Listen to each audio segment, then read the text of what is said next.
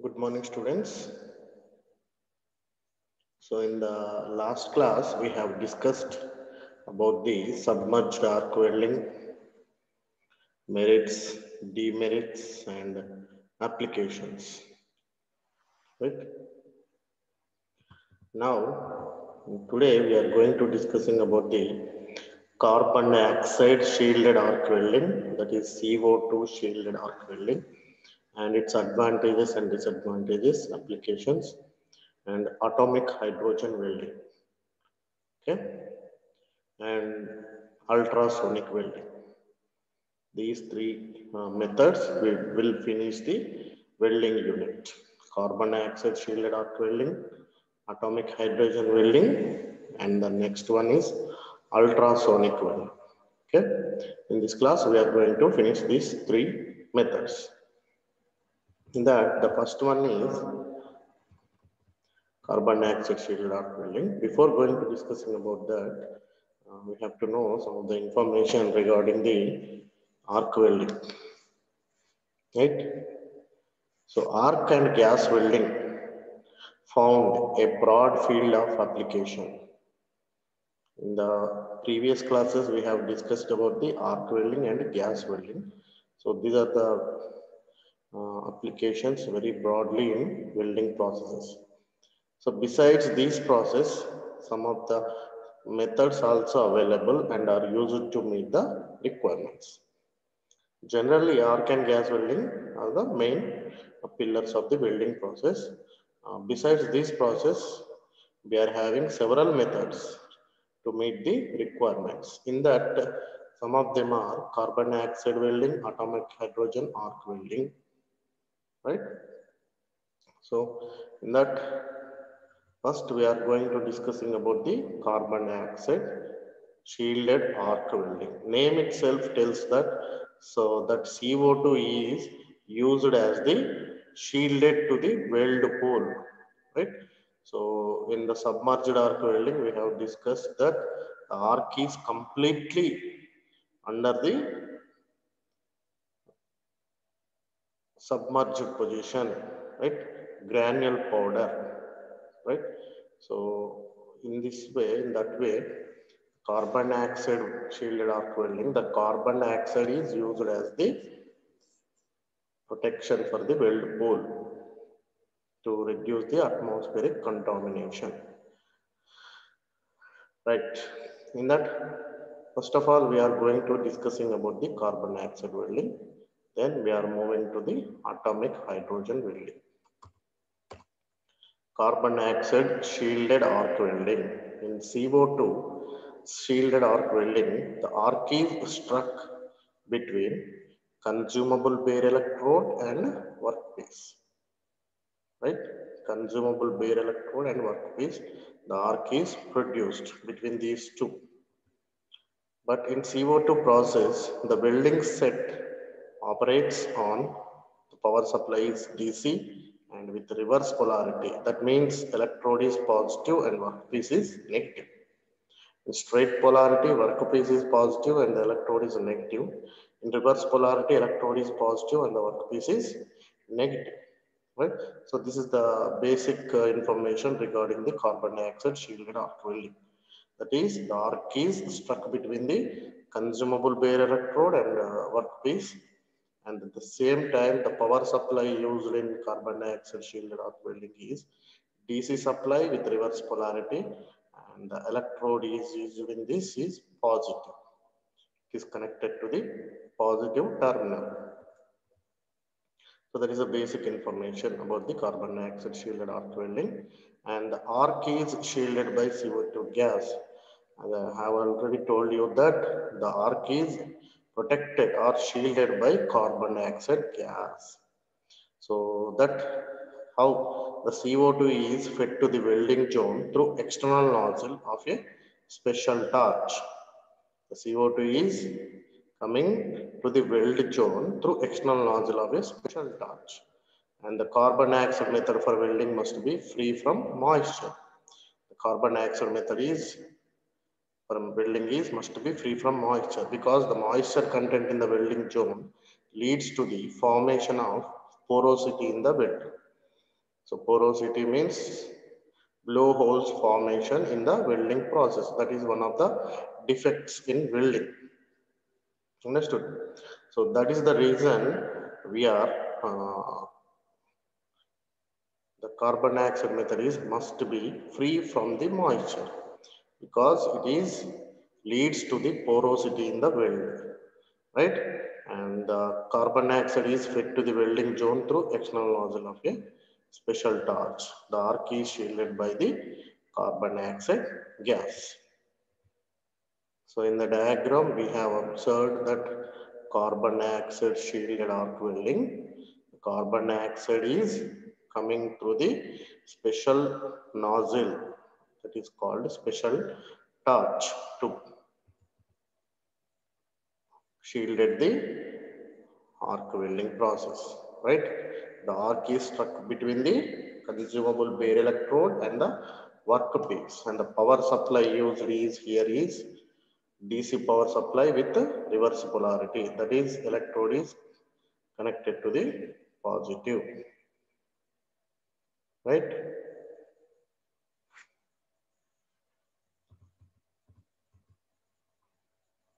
So now we are moving to the advantages of carbon dioxide shielded arc welding, right? Advantages of carbon dioxide shielded arc welding.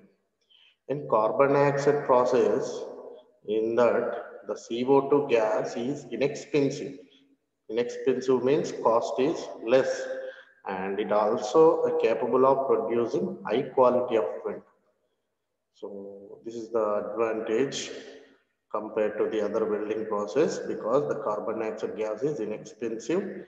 We can easily get this gas with less cost, and it also capable of producing high quality weld. And the welding of mild steel is fast and simple operation. With this carbon dioxide shielded arc welding, the welding of mild steel is fast and simple operation, right? And disadvantages of carbon dioxide shielded arc welding. So the carbon dioxide is only effective if the electrode contains manganese, silicon, and aluminum in sufficient quantities. So if you are using carbon dioxide shielded arc welding, we have to check the electrode with the equivalent quantities, that is sufficient quantities. That electrode should contain the manganese, silicon, and aluminum in sufficient quantities. Then only we can use that. Then only the carbon dioxide gases work effectively. So COT is only effective if the electrode contains manganese, silicon, and aluminum in sufficient quantities. And the applications of carbon dioxide shielded arc welding. This process is used for welding mild steel and low alloy steels. Right? Carbon dioxide shielded arc welding is used for welding mild steel and low alloy steels. So these are the advantages, disadvantages, and applications of carbon dioxide shielded arc welding process, right? In this, the arc is struck between the bare electrode, consumable bare electrode, and workpiece. The power supply is DC, and the reverse polarity, that is workpiece, is connected to the negative terminal, and the electrode is connected to the positive terminal, right? And next, we are moving to the next process, that is atomic hydrogen welding. So the name itself, here there is some reaction we need while doing the welding process to produce to develop the more heat. Okay, so that's why it is atomic hydrogen welding. In this also, the arc is struck between two tungsten electrodes. The arc is struck between two tungsten electrodes. In the previous method, the arc is struck between consumable bare electrode and the workpiece. But in this process, the arc is struck between two tungsten electrodes. A stream of hydrogen passes through the arc region. The stream of hydrogen passes through the arc region, and the molecules of hydrogen dissociate into hydrogen atoms by the high heat of arc. So when there is a heat coming through the two tungsten electrode, and the hydrogen which is passes through the arc region, the molecules of hydrogen dissociate into hydrogen atoms by the high heat of arc. The molecules of hydrogen dissociate into hydrogen atoms by the high heat of arc. The stream of atomic hydrogen strike the workpieces at high velocity and is again converted into molecular hydrogen, releasing a large quantity of heat. How the heat is developed, that could be discussed again. In this, the arc is produced between the two tungsten electrodes, and the stream of hydrogen passes through this arc region.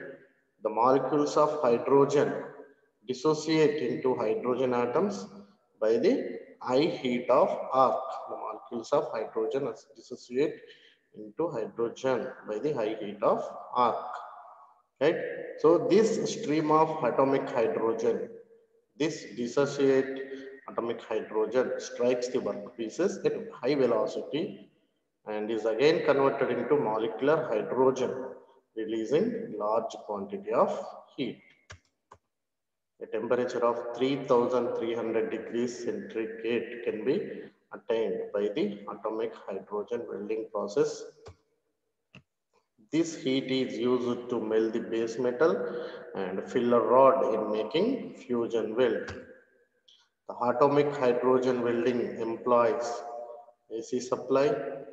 The current rating is in the range of 15 to 50 amps.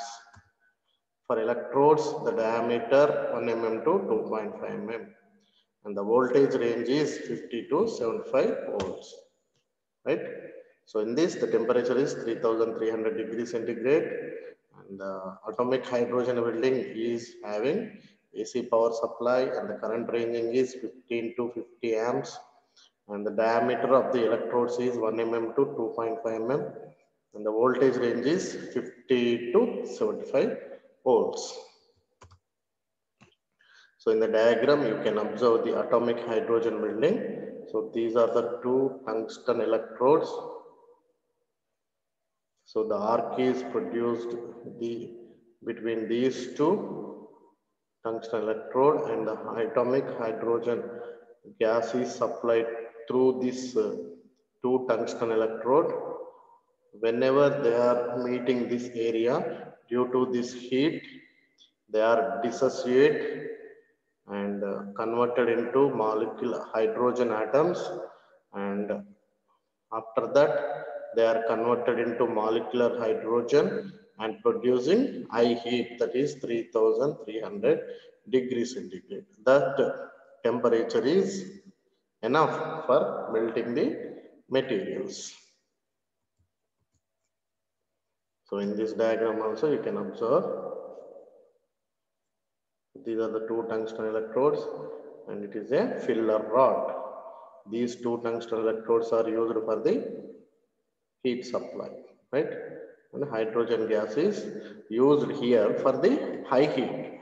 It is used for producing the high heat. Whereas in carbon dioxide gas welding, the CO2 is used as a shielded arc, shielding for the arc welding process. Here atomic hydrogen gas is used for the producing the high heat. So equipment for atomic hydrogen welding. In that we are observing welding torch with the tungsten electrodes and cable, hydrogen gas, AC power source. Okay. So these are the equipments we have observed: welding torch with tungsten electrodes and cable, hydrogen gas, AC power source. Advantages: atomic hydrogen welding. Welding is carried out at faster rate. Distortion of workpieces is less. Arc remains between two tungsten electrodes and can be moved to the other place without getting extinguished.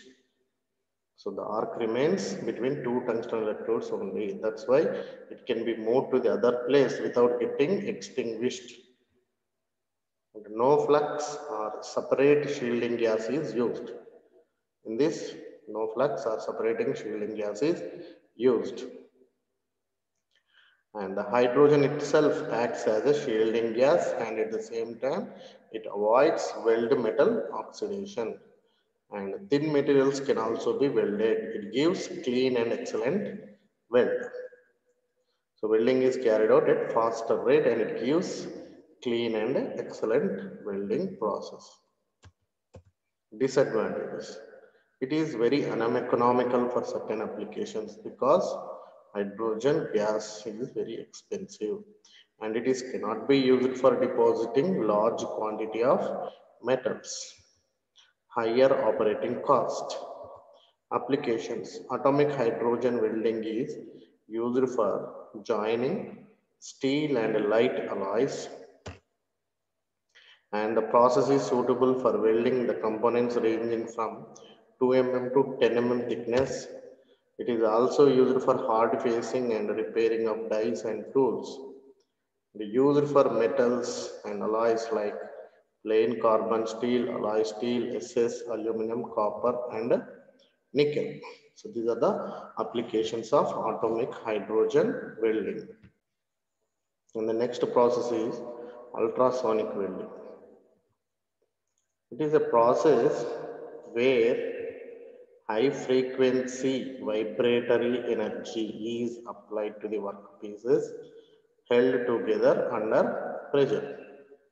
Ultrasonic method it is producing the high frequency vibrator energy.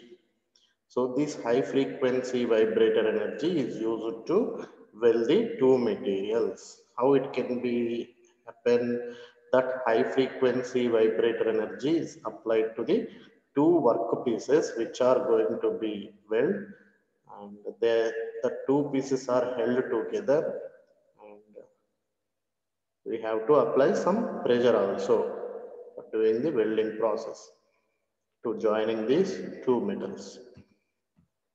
And the workpieces are clamped together and oscillating shear stresses of ultrasonic frequencies are applied for about 1 second. Workpieces are clamped together and oscillating shear stresses of ultrasonic frequencies are applied for about 1 second. Principle of operation.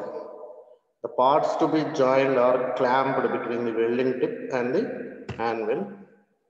High frequency vibrator energy is then transmitted into the weld area for a small interval. How the operation has to be done, you can observe here. The parts which are going to be joined are clamped between the two welding tips, welding tip and anvil. You can observe in the diagram. And high frequency vibrator energy is then transmitted into the weld area for a small interval. And the combined effect of pressure and vibration bring out a sound union between the faces of the material in contact. So here, these are the two metals, and these two metals are between the tip and the anvil. These two metals are going to be joined. So here, it is tip of the vibrator and it is anvil. On this, two workpieces are provided and we are producing vibration energy at this area and applying some pressure. So due to this applying pressure and vibration energy, these two metals are joined, right? The ultrasonic welding equipment consists of the frequency converter, which provides high frequency electrical power at the design frequency of the welding system. And the transducer coupling system consists of a transducer, which converts the electrical power to vibrator power. ultrasonic frequency converter, which provides high frequency electrical power at the designed frequency of the welding system. And the transducer coupling system consists of a transducer which converts the electrical power to the vibratory power. Equipment. An anvil acts as a support for the workpiece. A force application device applies static load normal to the plane of the weld surface. A timer controls the weld interval. Advantages: ultrasonic welding joints similar or dissimilar metals. No flux or filler metal is used. No electrical current is passed through the weld metal. No heat is applied. The maximum thickness may vary from 0.38 to 2.5 mm depending upon the type of material. Ultrasonic welding joints similar or dissimilar metals, and no flux or filler metal is used. No electrical current is passed through the weld metal. No heat is applied. The maximum thickness may vary from 0.38 to 2.5 mm, and that is depending upon the type of metal. No defects are produced from arc, gases, filler metal. Surface deformation will be minimum. Very thin metal can be welded. The equipment is simple and reliable. It is not economical compared with other processes. It is restricted to join metals up to 3 mm for aluminum and 1 mm for hard metals. The life of the equipment is short due to fatigue loading. Hard metals will fatigue under the stresses. To join electrical and electronic components used for welding aluminum wires and sheets, to fabricate nuclear fuel elements, used for spot welding, used for continuous seam welding process. Okay, now these are the applications of ultrasonic welding. So with this, we have completed these three processes: carbon dioxide shielded arc welding, atomic hydrogen welding, and the last one is the ultrasonic welding. Thank you.